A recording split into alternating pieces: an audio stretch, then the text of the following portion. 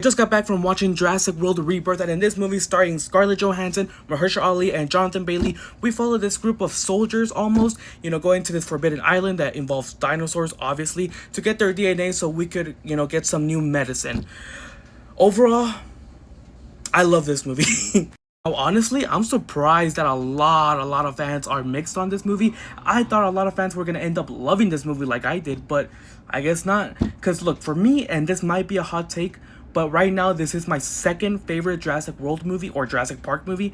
Of course, the number one still being the original because, come on, no movie's going to beat the original.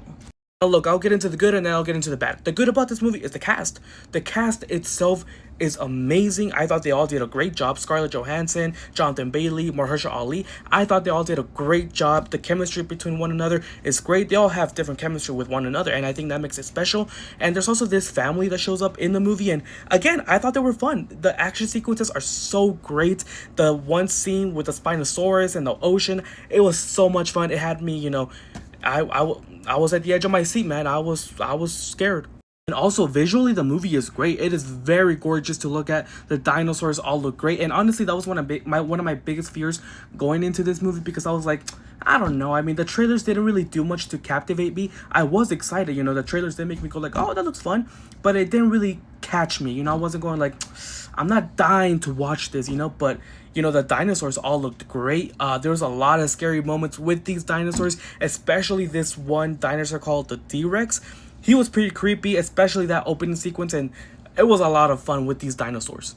With every good, of course, there's some bad. Now, the bad about this movie is it's not really the movie's fault. It's just that there's a lot of product placement, and they make it so obvious. Like, there's this guy eating a Snickers bar, and I'm not kidding.